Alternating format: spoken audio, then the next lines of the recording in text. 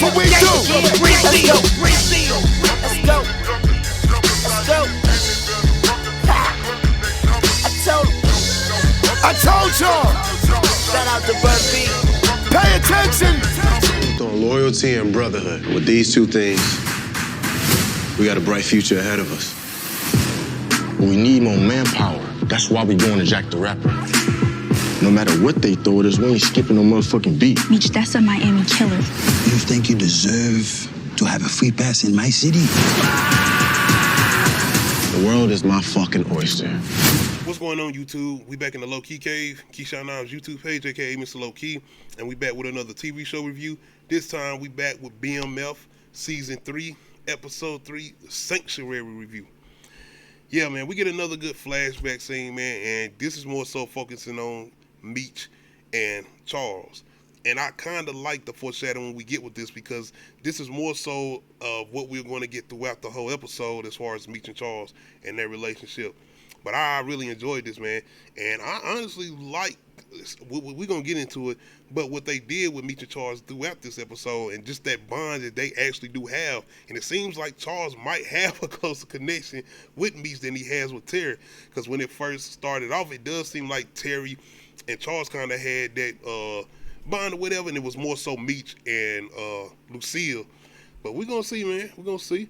But I do like these moments when they do show the flashbacks of them as kids or whatever, and just showing the moments of them between Charles or Lucille or both parents, and just the upbringing of Meech and Terry. But yeah, man, we get back into this, and we got a lot going on with Meech. There's people out here getting robbed, man, and you know those who is it, the Miami Killers or some shit, and you know Roller, which we really ain't got too much with Roller right now, so I'm trying to see what's going on with that. But it's more so these Miami Killers. And them coming in and pretty much running in on Meech people.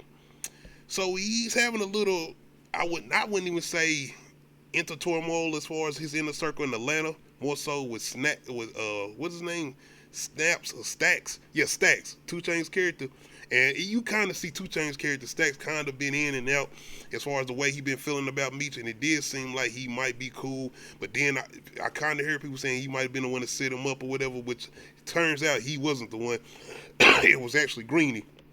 But yeah, man, Stacks saying he ain't trying to hear all this, being that he the one was there at the stash house who got robbed, and he like him and his people tired of following Meech ass around. But Meech is good for his word. Meech do what he doing, and he's showing proof.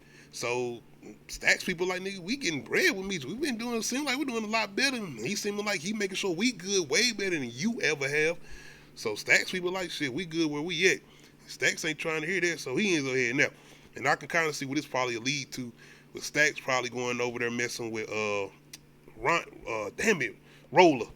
Ain't his name Roller or what the fuck to do with the dreads, man? I can't believe I ain't got this nigga name, man. But he ain't been in like 2-3 episodes. But anyway, pretty much the guy that's in Atlanta, who pretty much owning the neighborhood right now, running Atlanta right now, I think Stacks gonna end up going over there with him. And I think I said his name at the beginning of this. But anyway, Terry, man, Terry, doing what he trying to do, and you know he made this little play, and being that he reneged on the deal him and Henrietta had, or you want to call it Henry or whatever, now she running around Detroit pretty much snatching up everything, including Terry work. So now he's trying to figure out what he's going to do about her and how he's going to move product, because the people he's working with, they ain't really fucking with him. It's more so of them looking at him like, nigga, you just not Meech. Like, your shit kind of ain't been right since Meech left. Look like you don't really know what you're doing. You worrying about Marquisha old ass. Like, they not really trying to hear it, man. And it's kind of putting the pressure on Terry, because Meech doing what he doing in Atlanta, and even when things kind of going one way and it looking like Meech might be in a little trouble here and there, he's able to get himself back up and keep it going. And Terry on the other end, down there in Detroit, it ain't seeming like he's able to keep his foot on shit the same way Meech was when he was down there, or even what Meech is doing in Atlanta. So it's really going to be a test for Terry to see how he's going to be able to maintain things with what he's doing, and especially against somebody like Henry. And keeping his crew solid, and the people who's supposed to be working for him or buying for him. Your girl Lucille, man.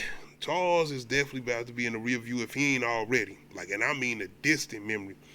Because your girl is out here feeling herself. And the doctor, the high school crush, pretty much is making his play. And he's still being smooth about that shit, man. Just letting her, talking to her real gentle. More so, if anything, just telling her how much he feel like he shouldn't have let her go. Like the mistake he made of just letting her get away. And pretty much saying how lucky Charles is and all this shit, not knowing Charles on the outside right now. But yeah, man, I don't know. Is there something up with this doctor, y'all? Y'all think it's something behind this doctor? Or if he really being genuine and it's Lucille's turn to get hers? Because, you know, we ain't technically got no little sex scene with Lucille the way we done got with Charles. So if they lead into that, I mean, would we mind though, Lucille? I'm just saying. Shout out to the actress, though. She's a very beautiful woman. But yeah, man, your boy Charles, it ain't looking pretty, brother. It's not. Because the doctor, he's definitely putting them hands to work. I mean, just his mannerisms, the smoothness of the way the man talking to him, man. I'm just telling you. And then he really nipped it in the bud when he did this, the money thing, yo. He pretty much knowing what's going on with her church and tearing through and wrote her a check. Like, that's it right there. Hey, that's it. He ain't take, you know what Charles out here struggling to, ain't taking care of home, and then you out here cheating when you broke. Come on, man. Now you got the doctor. Yeah, this might be over. Now, you think Charles gonna end up taking my man out? We'll have to see, man. Your boy Terry. This definitely Charles' son, man. Terry is definitely Charles' son. But your girl Marquisha don't know what the fuck she want to do. Keisha from Power, Marquis, who the fuck you want to call her, she don't know what she want to do. Because while Terry's trying to get shit in order with his crew and the street shit he got going on with Henrietta, she called him talking about come on over. She just told the nigga, I got to concentrate on Boom. Her whole thing is, I don't know if we could be publicly together or some shit like that. Shout out to Terry, though. And a little bit, because he... First half, he like, nah, I ain't with that shit. I don't care what you're talking about. Because even with her trying to throw the ass at him, he like, nah, I'm good. And I'm like, okay, Terry. Come through, Terry. But then CPS ends up showing up while he with, you know, his baby moms and his child. And they saying, we need to know the well-being of little Terry. We need to know what type of environment he's staying in. Is he good, pretty much? So this pretty much leads Terry to thinking that Marquisha did this, being that he pretty much blew her off and shit. So you know he got to go see what's up with her and seeing if she the one that caused all this drama. But it does seem like she didn't. She's swearing she didn't. But I really love the way Lucille pop up on Terry's ass. Like, CPS is real. You need to get your head out this crew of ass and make sure you worrying about your obligations and make sure your son stay in your care. We forget that Lucille had to go through foster care. Shout out to the actress too, because with all the crazy shit we do get with BMF, she be pulling off these emotional moments, and she pretty much going into the whole thing with Terry, where she had to go through in foster care, saying that I want my grandson to have to go through this, and that was a good moment between her and Terry, especially with Terry goofy ass and the way he acted with Marquisha. And I'm hoping this does kind of get through to him too, to get away from her goofy ass, staying in the house that he paying for, talking about Boom. Henrietta, your boy Detective Brian. Your boy ready to put in some work. I want to say this, man, because I'm seeing it, you know, the posts, memes, whatever. Like, people just going in on Henrietta. They just ain't feeling the character or whatever. Once again, y'all did this. This is y'all fault. And the way people amped up Lamar, the whole you can't stop the rain the first season, which was fine, let that be. But him coming into season 2 and them like, we got to make Lamar, we got to take it up a notch. We got to make him even more of a bigger villain. Nigga was dropping his shit on people. He was biting people. Like, they went too far with his character. And it was already like it was a gimmick of him kind of being like a Walmart version of Omar, especially with the coat and shit he was wearing in the first season and the do-rag. But I just feel like with them seeing how people reacted to Lamar is why they went and did what they did with Henrietta. I honestly ain't got no issue with it, and I'm more somebody who's accepted BMF for what they are and what they doing. We gonna talk about it later though, cause they fucking me up with one thing they did. But y'all already know probably what I'm talking about. But Henrietta, she pretty much like, yeah, I can see what I can do with you, Brian. Cause Brian coming in on some shit like, nigga, listen, your father doing me a favor, but don't think this shit is no slave shit. I'm here, give me a little job to do, and I'm gonna go do it because I need to get this ready to get my son out. But don't think y'all talking to no bitch ass nigga. Like, Brian be on some street shit, being he a cop, but he be talking like some street shit. Anyway, he pretty much comes up, gives her an idea to pretty much move her product in the ambulance, which cops ain't gonna pay no mind to. The only thing is, Terry and them been kind of trying to get some things done to get to Henrietta and her work, being what she been doing to him in Detroit right now. So his people do come across her in this ambulance. Just so happened Brian is a part of this transportation. So now we had this big shootout scene and shit gets fucked up. And not only that, one of the people who ended up getting shot, who was on Henrietta's side, happens to be one of her cousins. So now she really wants Terry's head. And you got to understand, Brian, he knows a lot of information about Meech and Terry.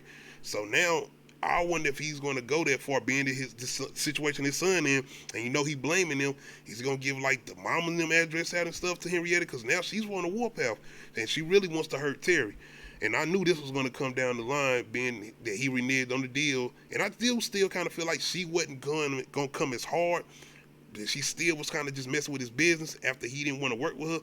But now it's definitely going to be personal with her after the whole situation with her cousin and him trying to do what he did with the ambulance or whatever. But Meech, him and Charles comes down to Atlanta, and it's more so after the situation that happened with Stacks and the Miami Killers and the whole thing that's going on in town. He's trying to get some legal things going on, and he's putting his pop's name into this house. And I think it's more so of him switching up locations, being that they know, I guess, the spots that they are at, or what they doing as far as the product they moving, or even where he laying his head at, because they're coming after him as far as Meech. So he want to use his name, so his name ain't being that Meech's name won't be in anything, so it won't be harder to find. But Charles, man, he like, see, what the fuck is going on down here? Charles ain't stupid, man, of course. But I like the little interaction between him and Meech, man. You could tell he definitely wanted to get the hell away for a little bit after the way Lucille and them down there treating him and everything he going on right now, being he got sleep in Terrio room. So you could tell he still wanted to get out the house a little bit. But it's more so Meech trying to go into explaining to him everything. And you know Charles and the whole thing with what his beliefs is and all this shit that's going on. But your boy Meech, he's like, come on, man. It ain't like I'm out here talking about your infidelity and shit and what you got going on. Him and Terry killing me with this shit. You know, Terry said this shit last episode. Now, Meech trying to not really call him out, but just saying, like, I'm not looking at you that type of way, the way you keep looking at me. That's what they both trying to tell him. Like, you just so judgmental, man, but look at your shit. But it's still a good moment because Charles is standing his ground. Like, I almost thought that, damn, Charles might end up staying down here, and I still think he might go back down there, especially when he found out about, you know, the doctor and Lucille. But before even all of this can go down, he ends up coming to the party because Meech didn't really want him to come to the whole Jack the Rapper party, because Meech gets some info about, you know, this little rappers convention thing is going down, and pretty much some big business can be going down. But not only that, it's the whole thing with the master, I'm gonna keep wanting to call them the master killers, but Miami Killers, and things that's been going down, so he can see if he can kind of nip some things in the bud going to this. Just so happened though, the master killers are there. I keep saying master killers, the Miami Killers are there, and the head hunter was there, the big guy. I think his name is Gutter or some shit, but yeah, and he's kind of been making a little play, being that Meech didn't know who he was, getting information, kind of noticing that Meech's daddy is there, so now he's probably trying to use that against Meech. But they pretty much get into this big scuffle at the Jack the Rapper party. In the midst of that, though, before we can even dive deep into that fight, we get a cameo, y'all. We get a goddamn cameo that wasn't even needed. I was like, this couldn't be real, because I had seen images before with the episode that officially came out, and I'm like, this shit ain't real. This ain't even Tupac. This somebody else. They doing something else. No, this is Tupac. And when you look at the credits, it says a young Tupac. If I'm not mistaken, we are still in the year of 91, 92. Either way, Tupac ain't wearing no bandana. Tupac, if I'm not mistaken, got a fade digital underground. Like, you got to understand, Tupac, if anything, had on the backwards head, Tupacalypse. This is that time and era. Why the hell did Tupac have a bandana on, man? Man, people out here saying the man look like Tay Diggs or Malibu's Most Wanted. Like, let me know, is this worse than the version that we got in Notorious with Anthony Mackie? I think it is.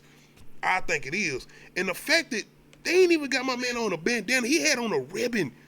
It's a goddamn ribbon to tie his head. The shit look clear as fuck. Like, why? Why was this cameo necessary? Y'all could have got any other thing. Y'all could have done any other cameo, rapper cameo in that time, 90s. Even why y'all didn't do somebody from Detroit or something, I don't get it. Why do this? Y'all could have did a unknown rapper, fuck it. But once again, you gotta accept BMF. Them niggas put Eminem in here's White Boy Rick. They had the nigga with the bowl cut, Eminem looking old as fuck. White Boy Rick, you gotta remember, White Boy Rick was a damn teenager when he was moving product and doing what he was doing with them, if I'm not mistaken. Either way, why? Why was this cameo necessary? It didn't add shit to the story outside of y'all wanting to. We did a 2-part cameo on BML. The fuck. Anyway, back to the main point of the story, the shit that we should have been paying attention to, the big scuffle and fight, and your boy Charles coming through. He throwing hands too, making sure Meech's good. But in the midst of this fight going down, Red Dogs end up coming through, and you know Red Dogs is the task force cops or whatever down there in Atlanta or whatever around this time in this era. So they do end up getting out of there or whatever, and we get a little moment between Meech and Charles, man. More so, once again, just him. I think he's more so coming around a little bit more. And even Nate Bond, I feel like, grew a lot better with the interaction they had while even in the fight or whatever. Because even when Charles was fighting or whatever, he looked at me like, you all right? He was good. He wasn't like he was mad or anything. He was looking at him like he was almost had a little, his blood was rushed. Like he got a little excitement that he ain't had in a while. So I'm just saying, man, I do like what they did in this episode with Charles and Meech. And I'm telling you, don't be surprised if Charles ended up going back down there to Atlanta, man. But another thing gets revealed in the midst of this fight. Your boy Gutter, or whoever is the leader of the Miami Killers, ends up letting Meech know that Greeny was the one who set him up. Because you know the big shootout at the heist where they met up with the Latinos or whatever. And yeah, Greeny was the one. So it wasn't Staxy and it wasn't old girl, it was Greeny as far as Neo's character. So your boy Meech and his homeboy from Detroit that came down there went to pretty much go and whoop Greeny's ass. In the midst of this, Greeny in there talking shit to old girl that's been hollering at Meech, pretty much keeping her down, telling her she ain't shit and she ain't gonna be shit without him. He'll cut her ass or whatever. I kind of don't understand why Meech, and I ain't saying I'm an advocate for murder, but at this point, everything Meech done did, I don't see why they didn't go ahead and take out Greeny, because I'm pretty sure he gonna do some snaky, slimy shit to get back at them. And the same way with Stax, he more than likely gonna go over there to old buddy with the dreads and probably try to give him some info or something, or try to do something to set Meech and them up. Because I mean, why not at least do something to the extent that where he won't say nothing to come back? But I don't know. I feel like he's definitely gonna do something, or I even feel like he gonna hurt old girl. That's what I think gonna end up happening. He gonna end up hurting old girl. So I definitely feel like Meech and them should have handled that right then and there. I'm just saying, because there's gonna be some repercussions behind it. Outside of that, we do, once again, as far as old girl, she do have a little good moment with Meech. And hey, Meech, once again, smooth, man. But it ain't even him and some manipulation shit. It's more so him honestly talking to this girl like he actually cared. And I think it's more so the relationship he has with his mama Lucille too, and the relationship he has with his sister. And he has a level of respect for women. And the way he talks to her, I do believe that's the way he feels. So yeah, man, I like the little moment he be having with her. And like I said, that separation, the way he is with women and the way Terry is like night and day. It's just seeing this nigga and the way he acting with goddamn Marquise and shit. But outside of that, man, your boy Kevin, Detective Brian's son, man, he going through it, man. He ain't looking like he's having too much fun in Juvenile. Your boy holding his side like he been getting pretty much beat on. I did forget. I ain't say I forgot, but I mean, they ain't really have too much going on as far as, you know, your girl, the Detective Veronica and her new partner, pretty much flirting. Because this seemed like this is a build up for them to start dating or have a good sex scene or some shit. With two women, I mean, I ain't gonna complain. But I'm just saying, man, this look like that's what they doing. Because they still watching the dude, I guess, that they was watching, that met up with Terry. You think they still trying to watch Terry or some shit. They ain't got too much going on right now. That's all I'm saying. They did run up on the situation with Henry now. I forgot. I do need to mention it as far as when Detective Brian was driving the ambulance for Henrietta and they got into the big shootout with Terry people. Detective Brian does see Detective Veronica and she sees him too, because she ends up getting shot. So yeah, they did have a little moment in here, but I just feel like she's kind of been she ain't just been that same character we had when she was working with Brian. I feel like they had better interactions. Not saying that they won't grow on me as far as her and the new partner she got, but I just wasn't really feeling it. But yeah, man, Detective Brian, he got a lot going on with his son, and I think this is going to put even more animosity with him towards Terry and Meech, even though it really ain't their fault. He the one held on to the gun that his son got. It wasn't his fault. Anyway, Terry was actually out here waiting on him when he coming out from visiting his son. And Terry pretty much letting him know, like, I know you work over here in Henrietta. But I mean, you know, you used to work with us, so now I come back over here with the big dogs, you know. But goddamn, Brian, like nigga, y'all should be in jail, not my son. Y'all are the reason this shit is going down, even though it ain't their fault. But still, Terry just pretty much on that same shit as far as like, nigga, you either roll with us or get rolled over. And my whole thing with Terry is you ain't got this shit all the way locked down with Henrietta. So how is you sitting there threatening Detective Brown, who has information about you and Meech, y'all whereabouts as far as your parents and all of that, who is working with the person you are up against right now? I don't know if that was a smart move, but either way, Detective Brown, like, fuck it. I'm really to get rolled over, snow pal, whatever you want to do, nigga. It is what it is. So now, Detective Brown is definitely still on his warpath, especially after seeing the condition that his son in, and he definitely gonna be coming on Terry. And it's more so, once again, that's that pressure on Terry, because it's a good little scene that they had with Terry just standing there, and he's like, man, Meech, you might need to come home. I need you, Meech, because he looking a little lost right now.